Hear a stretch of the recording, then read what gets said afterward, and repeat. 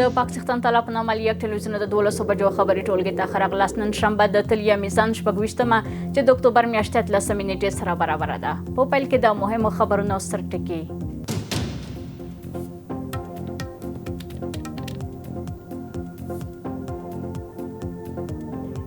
د خبرو لپاره دوحې ته د افغان پلاوي سفر. د مولوي محمد یعقوب مجاهد په مشرۍ یو لوړپوړی افغان پلاوی د قطر پلازمینې دوحې ته تللی څو له پاکستاني لوري سره خبرې اترې وکړي.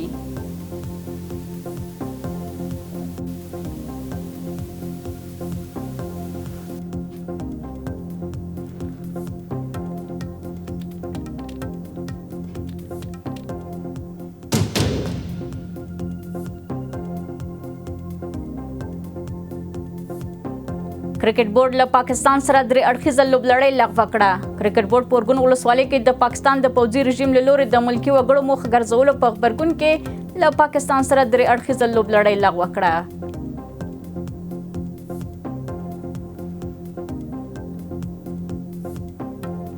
Pretty much the last one, although I do understand that Pakistan attacked or there is an attack going on with Afghanistan. او ټرمپ وايي د افغانستان او پاکستان جګړې حل راته آسان دی.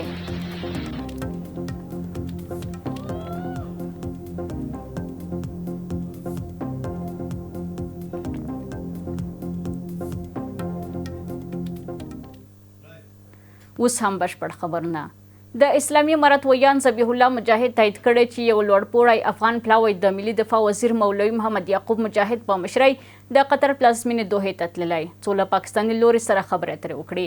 ښاغلي مجاهد په خپل ایکس پاڼه کې لیکلي د پاکستان له لوري د پکتیکا پر ارګون ولسوالۍ د تېر شپې هوایي بریدونه جنایت دي او د هغوی ځواب به ځان ته خوندي ساتل کیږي. نوموړي ټینګار کړی چې د خپل مذاکراتي ټیم د درناوي او حیثیت د خوندي ساتلو لپاره د افغان ځواکونو له هر ډول نو پوځي تحرکاتو ډډه وکړي. اسلامي امارت یو ځل بیا څرګنده کړې چې افغانستان په سوله ییز حل او سیمه ییز ثبات باور لري او روانې ستونزې د پاکستان له لوري د سرحدي تیریو او تحریکونو پایله دی.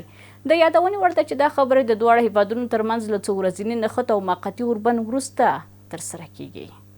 د افغانستان کرکټ بورډ له پاکستان سره درې اړخیزه لوبلړۍ لغوه کړه. دغه راز راشد خان، محمد نبي اساخیل او ګلبدین نایب په خپلو غبرګونونو کې په پکتیکا کې د پاکستاني بریدونو له امله د ملکي وګړو او د کرکټ د ځایي لوبغاړو د شهادت له امله ژوره خواشیني څرګنده کړې ده. په همدې حال کې د کرکټ نړیوال مبصر د پکتیکا پر ملکي وګړو او لوبغاړو د پاکستاني بریدونو د څېړنې غوښتنه کړې ده. د افغانستان کرکټ بورډ د پکتیکا په ارګون ولسوالۍ کې د پاکستان د پوځي رژیم له لوري د ملکي وګړو پر وړاندې د وروستیو هوایي بریدونو په غبرګون کې پریکړه کړې چې له پاکستان او سریلانکا سره په راتلونکي درې اړخیزې لوبه کې ګډون ونه کړي. دغه راز د سیمې خلک هم تاییدوي چې تېره شپه د پاکستان پوځي رژیم پر ملکي وګړو بریدونه کړي. خیرخواه د پکتیکا ولایت د ارګون ولسوالۍ د بالیشې د کلي اوسېدونکی یم. که څه هم بهتر تاسو ته معلومه ده دی نه معلومیږي چې دلته د کرکټ لوبغاړي سره یو ځای شوي وو، لوبه یې ګټلې وو، بیا د یو ثبات په مناسبه دلته راغلي وو. ناڅاپه پاکستاني پوځیان په همدغه ځای باندې برید وکړل. قدرت الله پېښه چې کله زه مونځ مې کوه پېښه رامنځته شوه چې باندې ووتم مېلمانخانې ته لاړم چې نور زخمیان ول دوه مېلمانه ول هغه مو چې بسته دویم خلک راغله دویم هغه بیا وشو دویم نور زه باندې ووتم په ځان نه پوهېدم نور نه خانې ته هسپتاله ورسېدم نور نه څوک نه ول د ټول هغه ول کرکټ ملګري وو جوالان راغلي وو نور داسې ټول خپل کورنۍ وو. نن ماسپښین په شرنه کې کرکټ لوبه وه د هغې ځای نه ماښام لاړو کور ته زما سره د 3-4 مېلمانه ول ملګري هغه مړۍ ته لاړو بس په مړۍ سره کېناستو ناڅاپه یو درز شو بد حال جوړ شو دغه ټول بېګناه ملګري زخمیان شهیدان کرکټ والا ملګري مو د ټولو لګېدلي دي نه نظامي څوک و نه بل څوک و زموږ د کرکټ ځوانان وو بس مېلمستیا ته ناست په مړۍ ناست و داسې یو پیښه وشوه. راشد خان، محمد نبي اساخیل او ګلبدین نایب په خپلو غبرګونونو کې په پکتیکا کې د پاکستاني بریدونو له امله د ملکي وګړو او د کرکټ د ځایي لوبغاړو د شهادت له امله ژوره خواشیني څرګنده کړې.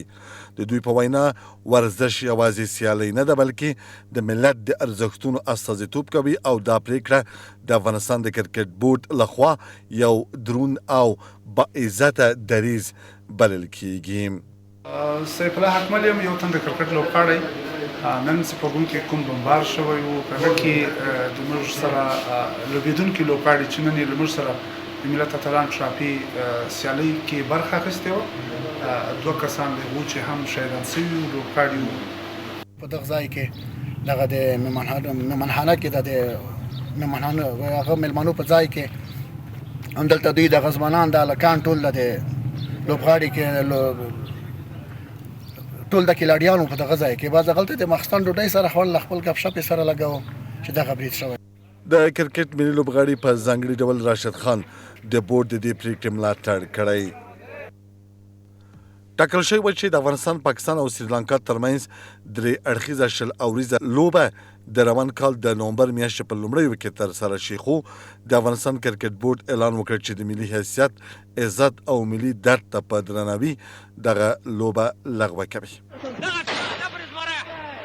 په همدې حال کې د کرکټ نړیوال مبصر دیویندر کومار د پکتیکا په اورګون ولسوالۍ کې د پاکستاني ځواکونو د هوایي بریدونو په غبرګون کې چې پکې د افغانستان د کرکټ د ځایي لوبغاړو په ګډون ګڼ ملکي وګړي شهیدان شوي د بشري حقونو له سازمانونو غوښتنه کړې چې دا پیښه ژوره وڅېړي. کومار په خپل ایکس پاڼه کې په یو بیان کې د قربانانو له کورنیو سره غمرازي ترڅنګ ویلي چې دا بریدونه د بشري حقونو ښکاره سرغړونه ده او باید د ملګرو ملتونو د بخښنې نړیوال سازمان او نورو اړوندو بنسټونو لخوا جدي وڅېړل شي. دا په داسې حال کې چې امنیتي سرچینو د لومړنیو معلوماتو په توګه ویلي تېره شپه شاوخوا 8:30 بجې د پکتیکا د اورګون ولسوالۍ په خانهدارو کلي کې د پاکستاني جیټ الوتکو برید کې 18 تنه ملکیان شهیدان شوي. په شهیدانو او ټپیانو کې د پکتیکا د کرکټ لوبغاړي هم دي. په دغه هوایي برید کې چې پر یوه کور شوی 14 تنه نور پکې ټپیان دي. سرچینې زیاتوي چې په شهیدانو او ټپیانو کې ښځې او ماشومان هم شامل دي. د افغانستان سولې لپاره د امریکا پخواني ځانګړي استازي زلمي خلیلزاد د پاکستان د وروستیو هوایي بریدونو په غبرګون کې ویلي چې د هېواد تل هڅه کړې افغانستان د خپل نفوذ او فشار لاندې وساتي. نوموړي زیاته کړې که پاکستان په رښتیا د سولې او ثبات غوښتونکی وي باید د اوربند درناوی وکړي او له تاوتریخوالي لاس واخلي. خلیلزاد په خپلو څرګندونو کې ویلي افغان ملت دا مهال له ډېرو ستونزو سره مخ دی. پاکستان تر دې بریدونو مخکې له خپل هېواده تر 1 میلیون ډېر افغان کډوال په زوره شړلي په داسې حال کې چې افغانستان د دومره ډېرو کډوالو د ځای پر ځای کولو توان نه لري. زلمي خلیلزاد د قطر د منځګړیتوب هڅو ته هم اشاره کړې او ټینګار یې کړی چې پاکستان باید د هڅو ملاتړ وکړي، د خپلو کړنو مسؤلیت ومني او د اوربند درناوی وکړي.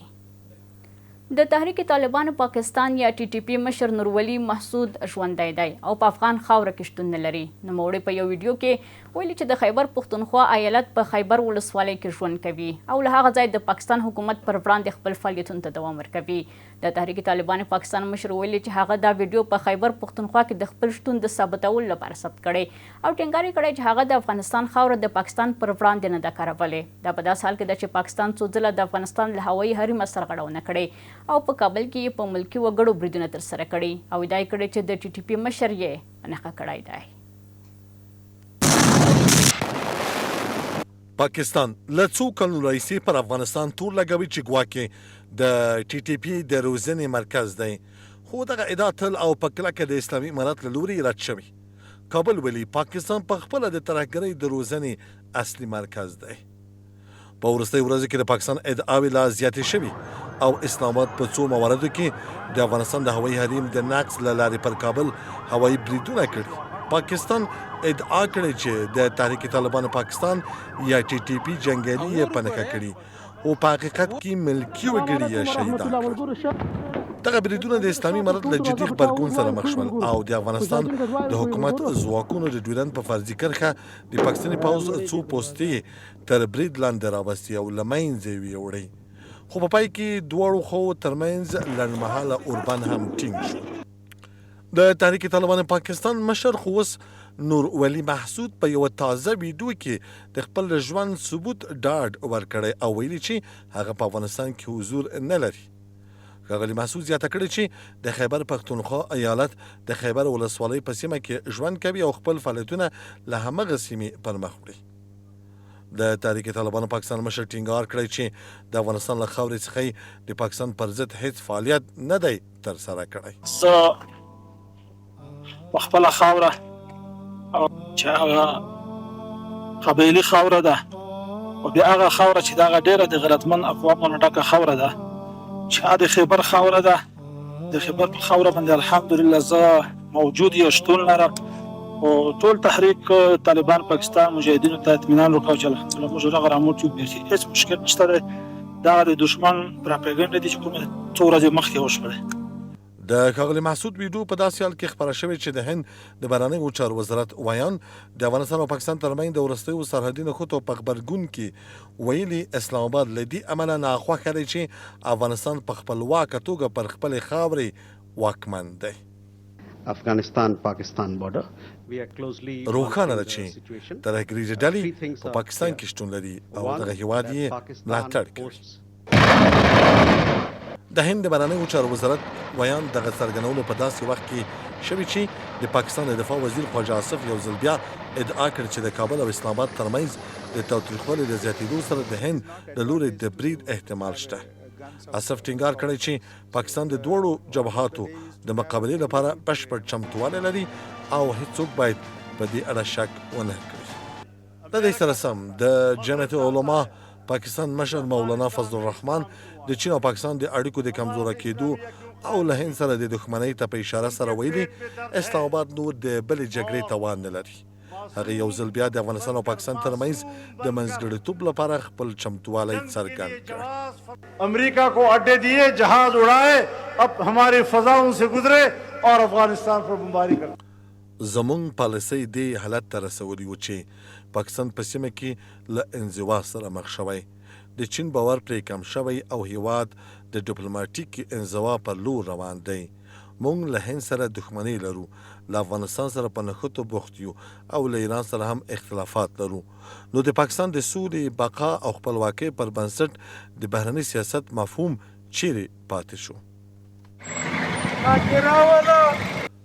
سره له دې د ایران د بهرنیو چارو وزارت د کابل او اسلام آباد ترمنځ د لنډمهاله اوربند هرکلی کړی او ټینګار یې کړی چې دواړه لوري باید د خبرو اترو له لارې د شخړو د پای ته رسولو لپاره هڅه وکړي.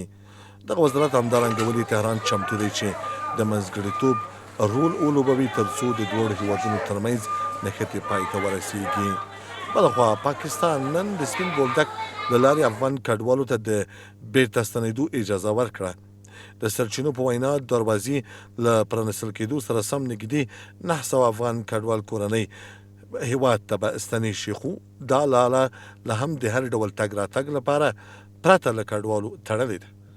دا په داسې حال کې چې د افغانستان او پاکستان ترمنځ د وروستیو نښتو له امله یو شمېر نور سرحدي بندرونه هم د هر ډول تګ راتګ لپاره تړل شوي دي.